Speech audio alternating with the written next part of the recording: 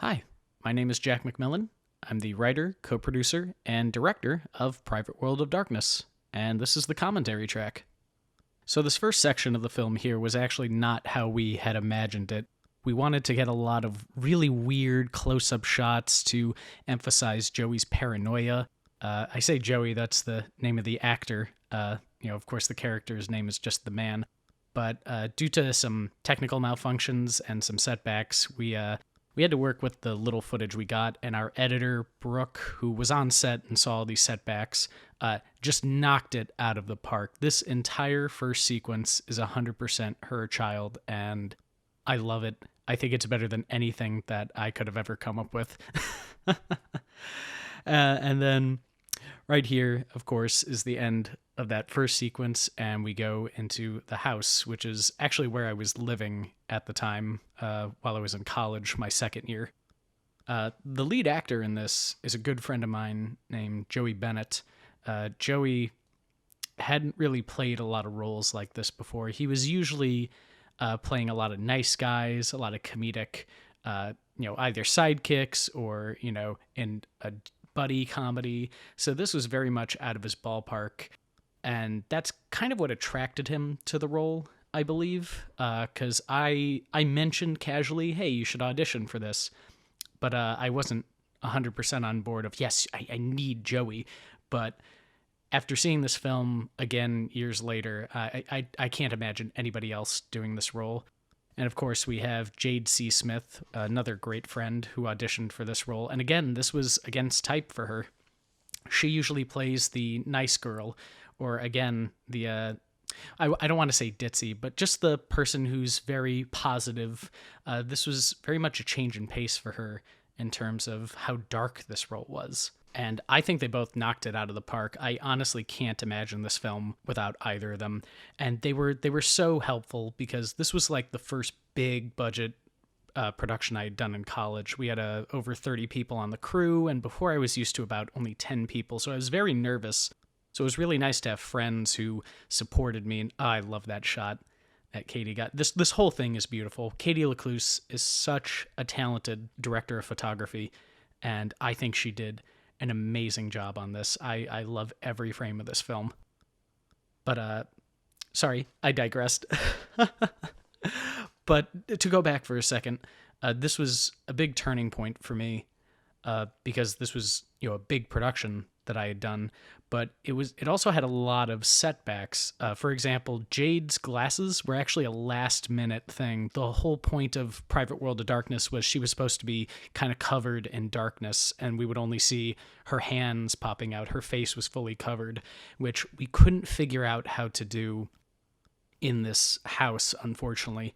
It was something I really wanted, and the gaffer tried working something out, and he said, look, I really can't. I'm sorry. And, I was hitting my head against the wall for all of 2 minutes before my two roommates who were there helping out at the time, Jenna and Summer, came up with the solution of, hey, we should do sunglasses. And I said no. And then after 0.5 seconds, I'm like, wait, no, that's a great idea. And honestly, it's something that no one questions in the film, because why is she wearing sunglasses at night? I don't know, but it works very well for her character. And this character is one of my favorite characters I've ever written. This was based off a short story I had to write in order to get into college.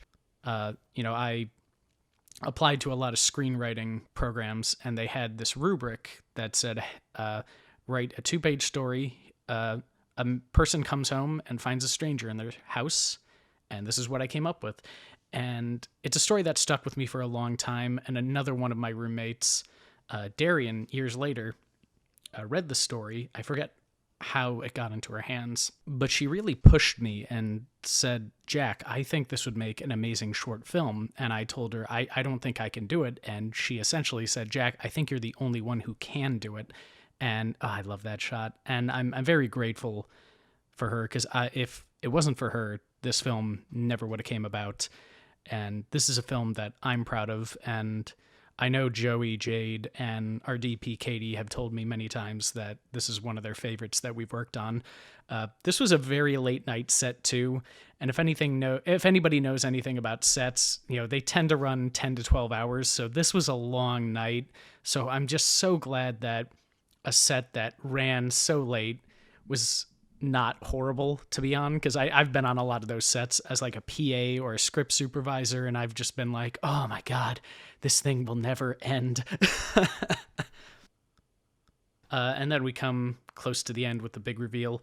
The two inspirations for this film came from my two favorite films of all time, Double Indemnity, in which the climax of the film is very similar to this, where someone walks home and finds a femme fatale waiting in a living room, and The Setup from 1949, which is about a boxing match that is fixed, which, of course, is the backstory for the characters here. Another amazing shot. You can just barely see the bandages in the right eyeglass. Eyeglass? Yeah, eyeglass of the sunglasses of that previous shot. And this reveal here, originally, Jade's character was supposed to lean out of the shadows or turn the lamp on. That's why that lamp was there. But I think this reveal here is so much more creepy. Like, oh my god, that is creepy as hell. And then this is another happy accident coming up right here. So Jade goes out of focus. That was on accident. That was my fault. I called for Jade to get up a little late, but in the editing room, our editor Brooke thought it looked fantastic, so she put it in, and I agree with her 100%. And again, right here, she repurposed this shot from earlier where Joey was running. That was not supposed to be the last shot of the film, but Brooke made it work, and it is absolutely fantastic. I can't emphasize enough how great of a job she did with bringing stuff to the table, because I know directors tend to get a lot more credit than they deserve sometimes. Oh, and I can't forget to mention Natalie Veeder, who did this over Valentine's Day weekend with me of 2020, which that was a huge help. A huge help. She helped out so much. Again, this film wouldn't have happened if it wasn't for her and pretty much everybody in the credits. If I could, I'd just do a 10-minute speech on how everyone brought their insane talents to the table and really propelled this film to be a lot better than it should have been, considering all the pitfalls we had both in pre-production and on set. And I'm just so grateful for everyone who helped out. These credits were done by Brooke, who shortly after this film was done, she changed her major from editing to graphic design. And these credits are beautiful, and I love this sound. The music. Sorry, the music was done by our sound designer Jacob, whose credit is right there. He wanted to do something that was a little more like Miles Davis, sort of a jazz horror film, which I was all over because I thought of this as kind of a hybrid between noir and horror, which not everyone saw at first, but the soundtrack, I think, pulled it together. And of course, our mascot, Zoe Zymek, is my roommate Jenna's dog. Zoe was incredible for morale, and I am so grateful for her for being on set every waking moment, cheering us up. And that is, I will admit, Zoe is my favorite dog in the world. All right, thank you so much for listening, and hopefully the second commentary track will come out in the near future. I'll be sitting down with Katie, and we'll be talking about the shot design and the on-set pulling off a lot of these stellar shots. Thank you.